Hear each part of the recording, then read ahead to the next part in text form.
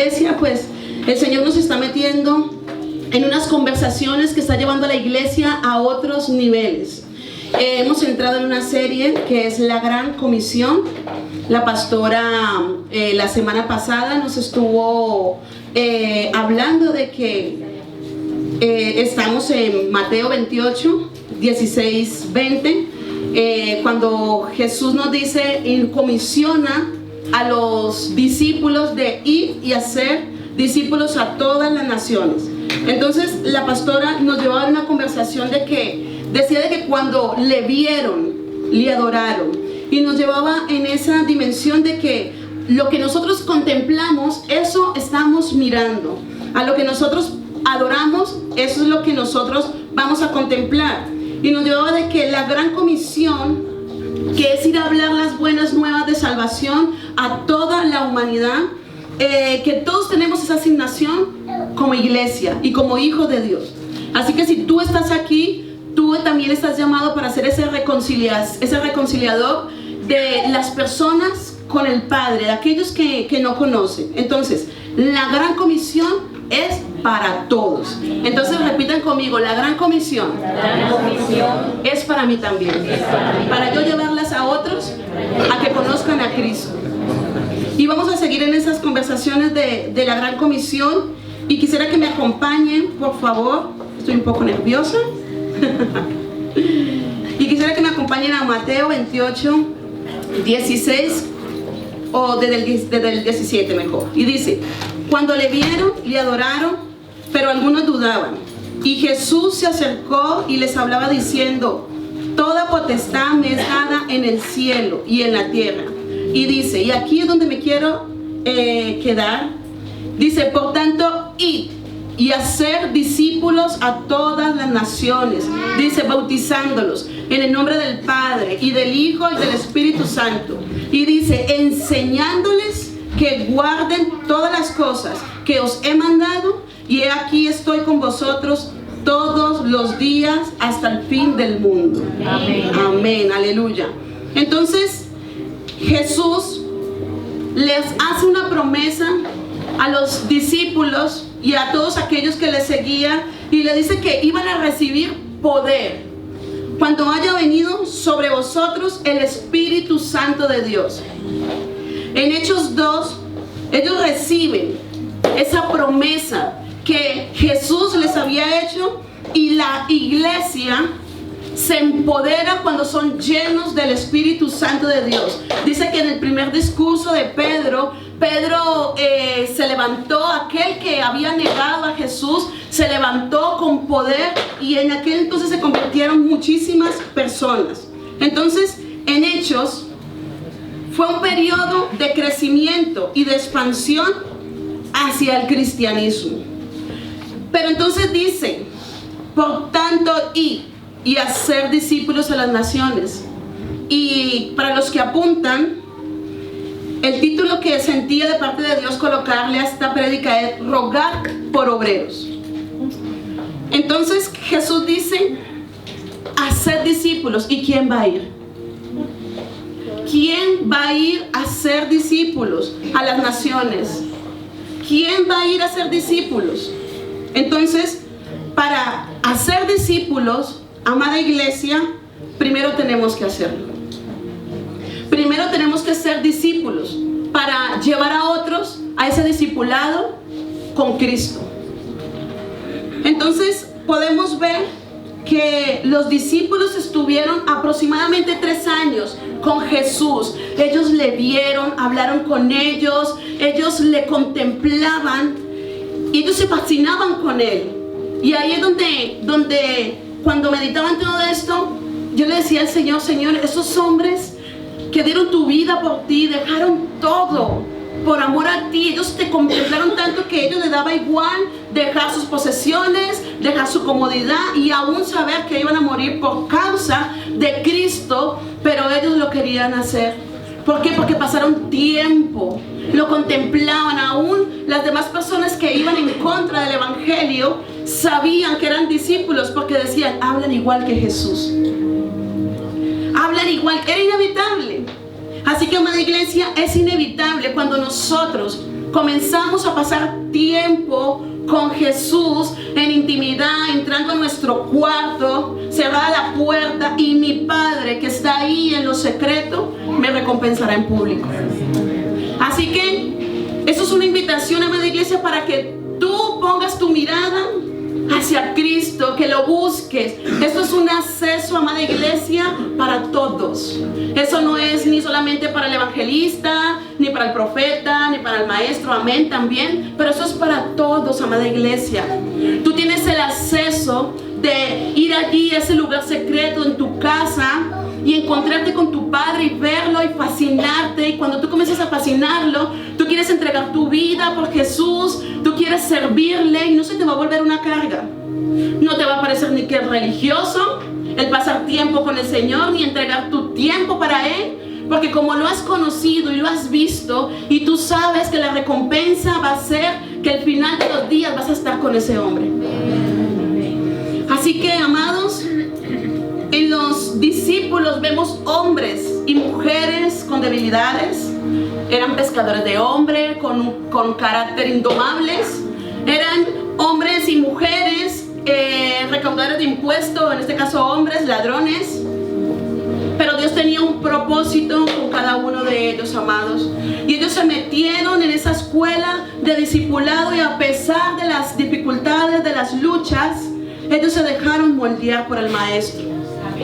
Así que yo no sé cuál será tu situación, tu proceso, amado, pero déjame decirte que ese proceso y esa prueba es un acceso, un puente, para que tú allí en medio del desierto, de esa dificultad, te puedas encontrar con Jesús.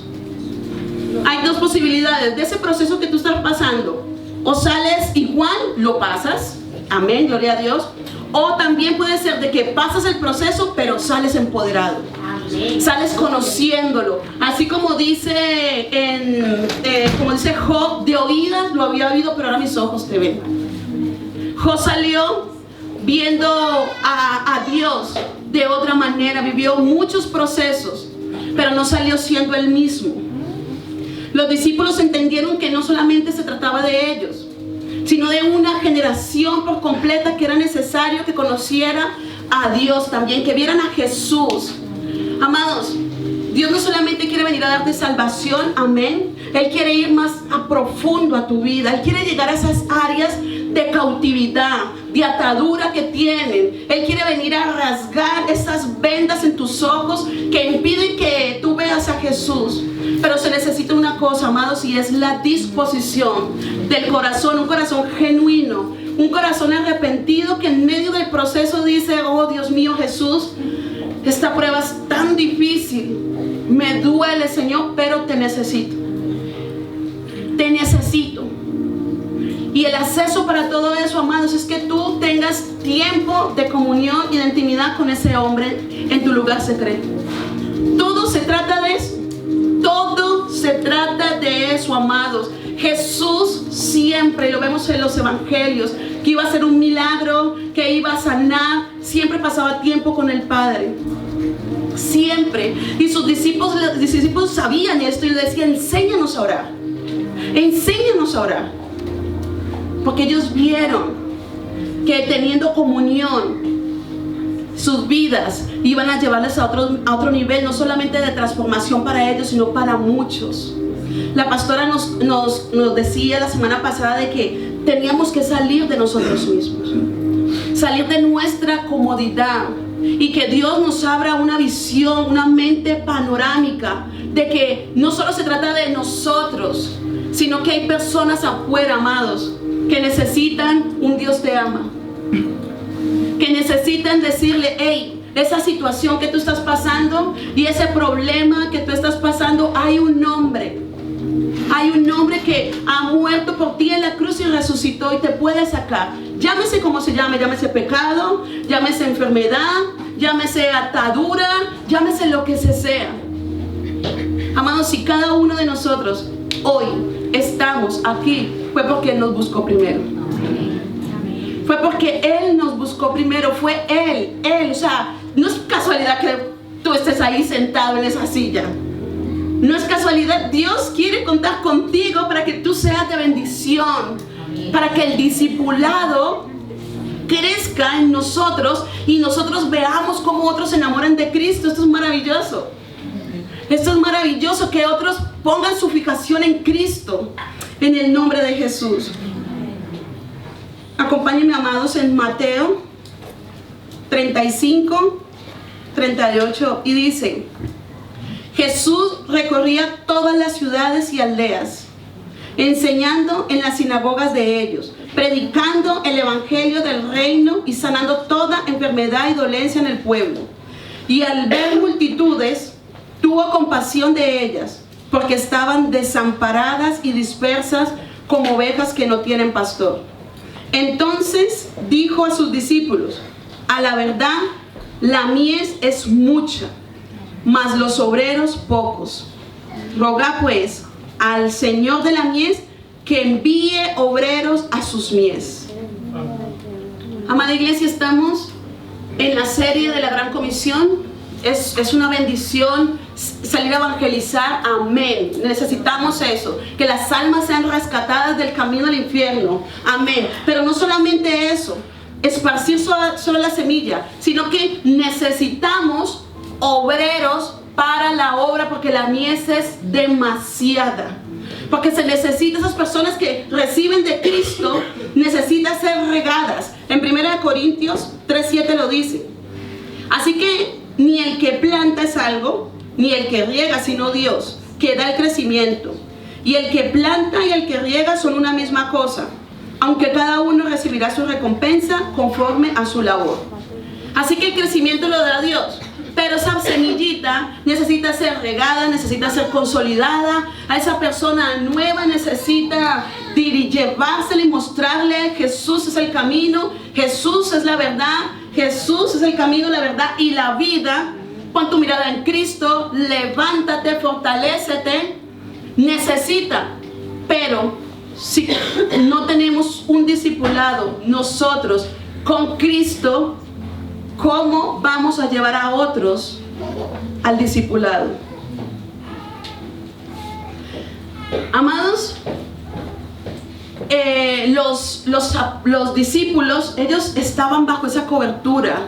Ellos fueron enviados, no se enviaron solos. Ellos no se les ocurrió la idea de irse solos, no, porque ellos entendieron que el discipulado está bajo la cobertura y unido al cuerpo.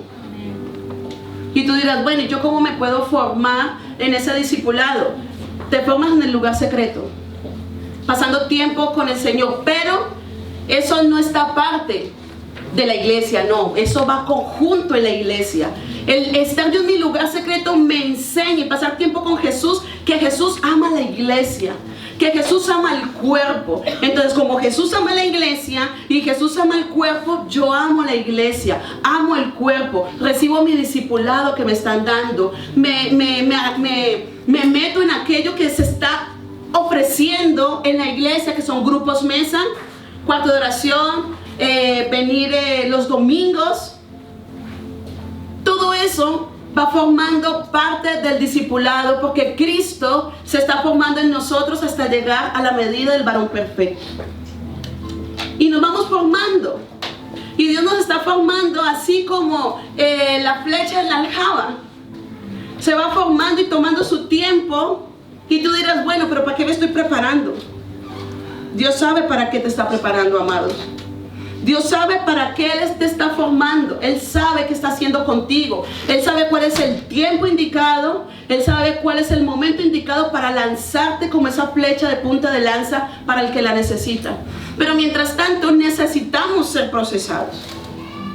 Necesitamos que nuestro carácter sea procesado. Necesitamos ser procesados para que podamos entender que no podemos ver a las personas viéndole su condición de pecado, sino que el Señor nos dice: la lucha no es contra sangre y carne. Mira que yo soy misericordioso, pues ser nosotros misericordiosos como lo es Él. Entonces ya quitamos la mirada de nosotros, y como nosotros miramos y comenzamos a mirar con Cristo. En Santiago 1:2-4 dice: hermanos míos, tened por sumo gozo cuando os halléis en diversas pruebas, sabiendo que la prueba de vuestra fe produce paciencia. Mas tenga la paciencia su obra completa, para que seáis perfectos y cabales, sin que os falte cosa alguna. Amados, los procesos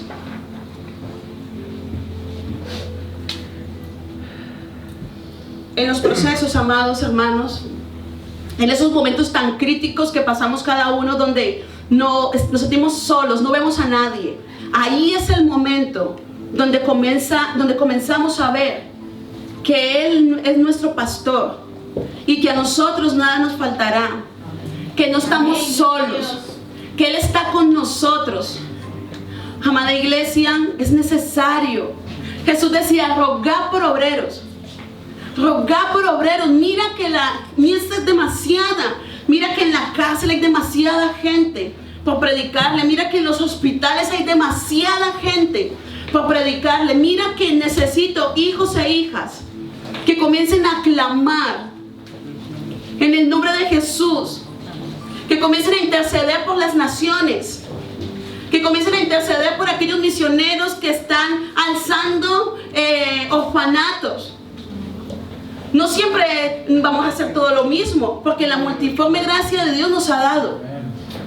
Pero si somos un puente, podemos orar, amada iglesia, podemos clamar, pregúntale al Señor, ¿qué quieres que tú hagas? Pregúntale al Señor, ¿qué quieres?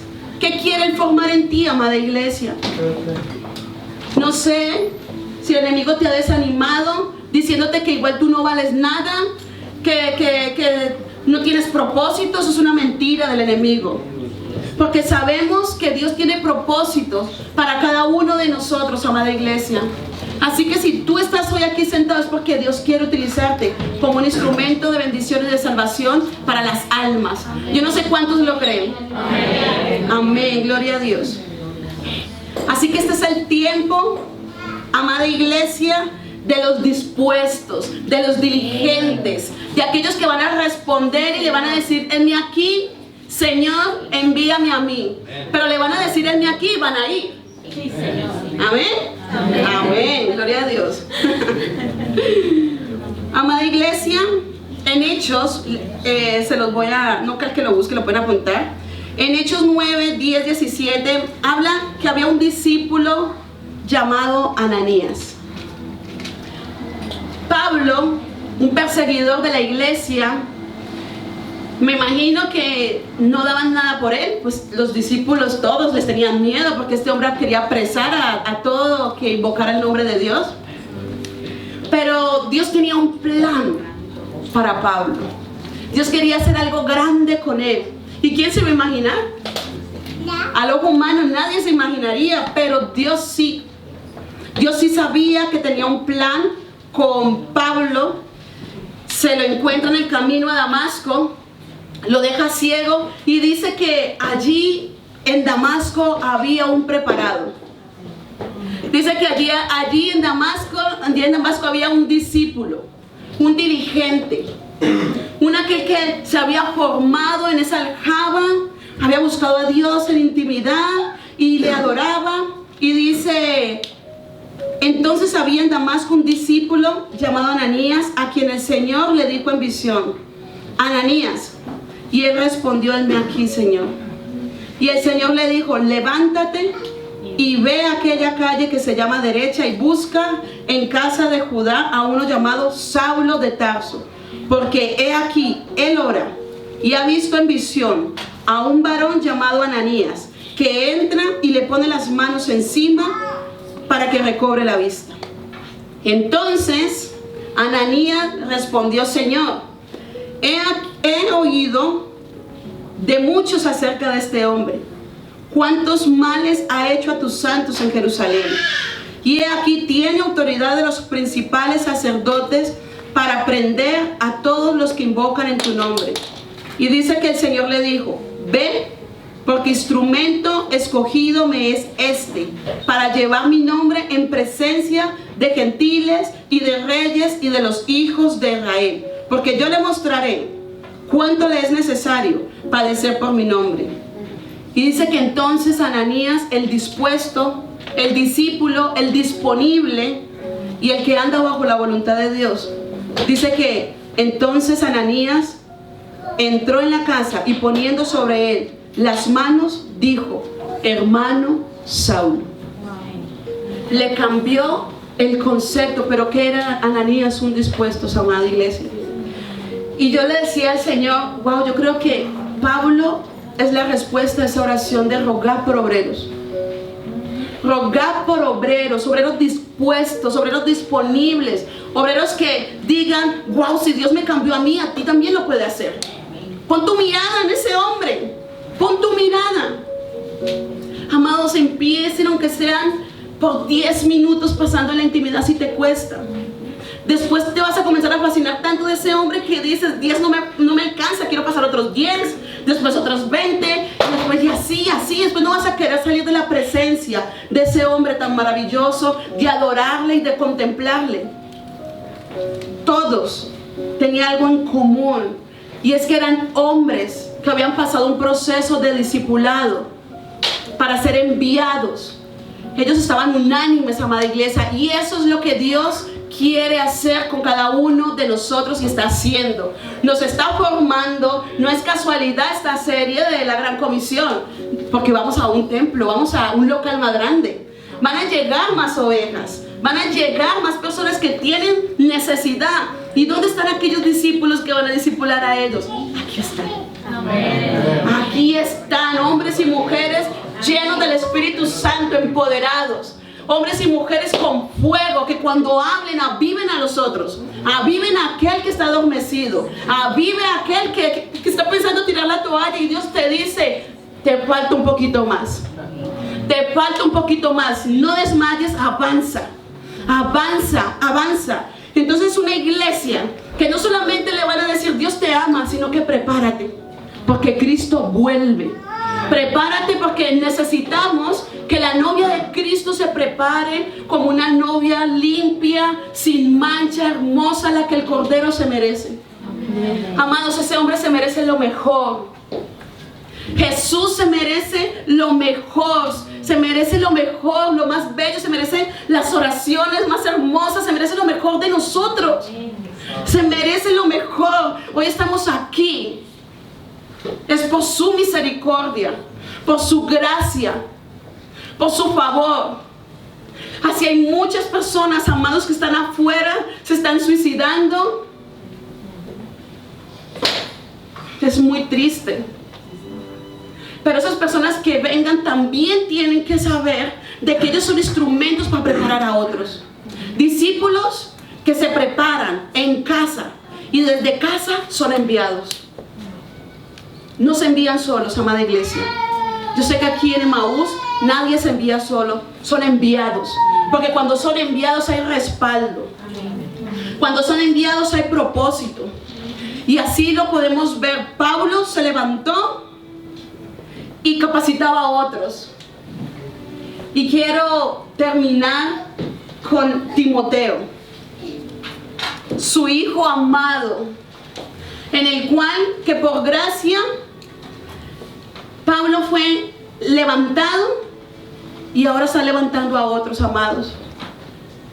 Y Pablo le decía a Timoteo en 2 de Timoteo 2, 1, 4, y dice, me encanta el título, y dice: un buen soldado de Jesucristo.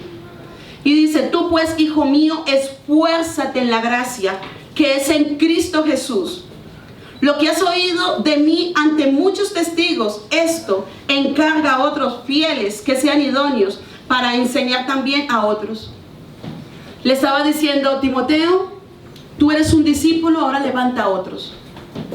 Ahora levanta a otros dispuestos. Ahora levanta a otros, el levantar a otros es que otros, Cristo se ha formado en ellos. Porque ese es el discipulado, que Cristo se ha formado en nosotros, en cada uno de nosotros, que nos parezcamos a Él.